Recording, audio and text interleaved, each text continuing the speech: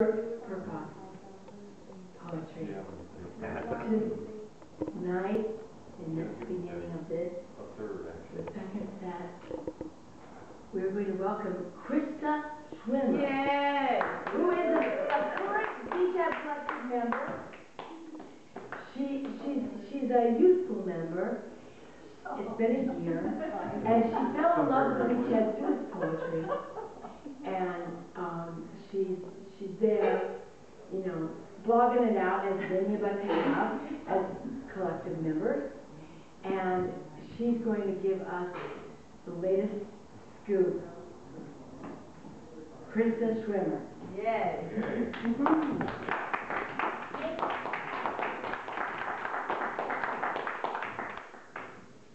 Thank you, Susie. By youthful, she meant I've only been part of the collective for a little over a year, and I am not that youthful in other ways. In spirit? Oh, plant drawings up here too. So, what I want to start with, any of you that have read some of my poems in the Beachhead, I like to write a lot about place. And about a couple of years ago, I came across this interesting quote about Southern writers. And why that has to do with me is I grew up in North Carolina, and I didn't realize I had a lot of the same interests as Southern writers. And one of the interests they have is place. It's a very important thing in Southern writing. It's often what defines it. So I noticed that I like to write about really ordinary places. I love experiencing the extraordinary places, but I like to find something a little more special with just the normal places I go to every day. So these are the poems I'm going to be reading, the first part of it. So the first one I'm going to read, and this was published in the Beachhead, is at the 99-cent store off Lincoln Boulevard. I'm standing in line at the 99-cent store, holding 2 cans of shaving cream, a pink one for me, a green one for my husband, and the line is long. A clerk opens a new line, walks over to direct an old black man with a cane to be the first. When from behind me, a scowling Latino girl pushes through to leap in front. I hold my arm out to stop her, and she does reluctantly, mumbling something in Spanish. I hate line jumpers, and this one was determined to mow down the old guy. The rest of the line follows him like marching ants, but when I get up to the cashier, she tells me, "That girl says she was in front of you." I reply, "No, she wasn't," and turn to see her glaring at the floor. A second Mexican woman immediately backs me up. I am satisfied that I have stopped another asshole in her tracks today.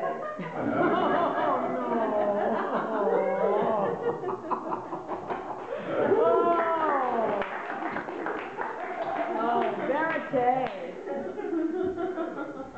That really happened. In case you're wondering. So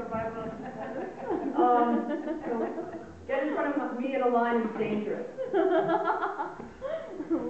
Now this is also a true story. I forget when this happened, maybe 3 years ago, and I wrote a poem about it too. It's called One Saturday Morning in Venice. Well, I woke up one Saturday morning some time ago, tired from not sleeping. In fact, my husband and I had simultaneously awoken from nightmares, his about Clint Eastwood and trying not to be killed, mine about the end of the world and movie stars being alien starseeds from new civilization. Anyway, I meandered to the front porch to find half the block taped off by the police. We had heard nothing. My neighbor, of the screaming orgasm, running around with her press badge, heard a rumor that a woman had been stabbed to death by her boyfriend, who a week ago had been arrested for domestic violence. The sun was bright and cheerful, and there was no music playing in the background. Only people murmuring and chatting loudly on cell phones. By 4 p.m., the coroner had arrived. I found myself wanting to see the body brought out. Still, more rumors of domestic violence and her throat being slit. Urban myth, my husband said later. I left for work reluctantly, leaving my husband with my camera. When the coroner finally wheeled out, no pictures were allowed. Turns out she died mysteriously, accidentally. Her boyfriend safely locked away.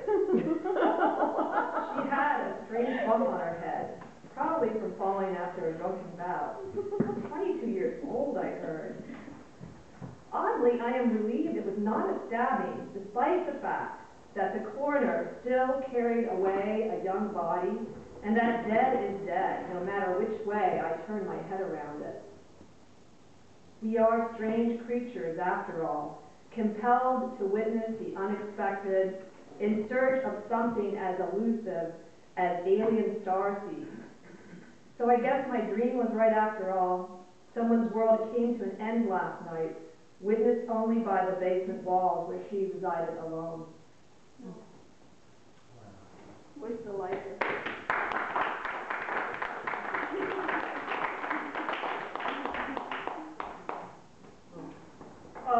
Let's see, so the next one, the other thing I like to look for in my life, because some of you know I read tarot cards for a living, and I study a lot of different magical traditions, and I think I fully believe in magic, but I believe it in also kind of ordinary ways. Like I look for the sort of magical moments in ordinary people that may or may not know it, and to sort of what I try to do to kind of keep myself, I think, happy in this world. Because there's so much pain, and so I truly believe in it. I don't think it's something that's not there. But this was a moment that I felt personally, for me, was kind of magical, and I was shopping at Ralph's of all places.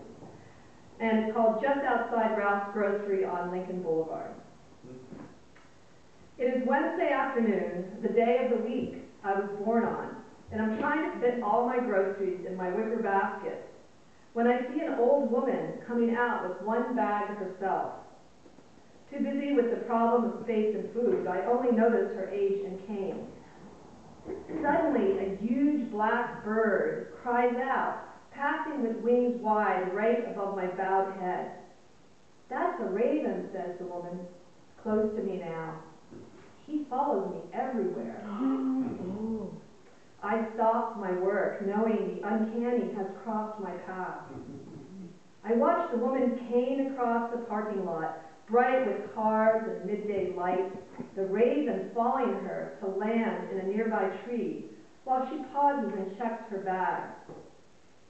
She is dressed in the garments of just another old woman, but in a different time and world, people would have recognized her for who she is.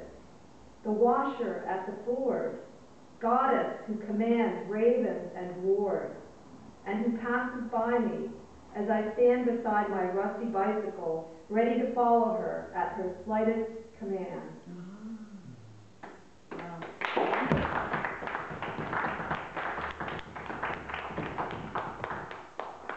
I should have also said that, those of you that don't know the Celtic mythology, the washer at the ford is another name for the Morgan, who's a pretty well-known, kind of ferocious goddess in their tradition.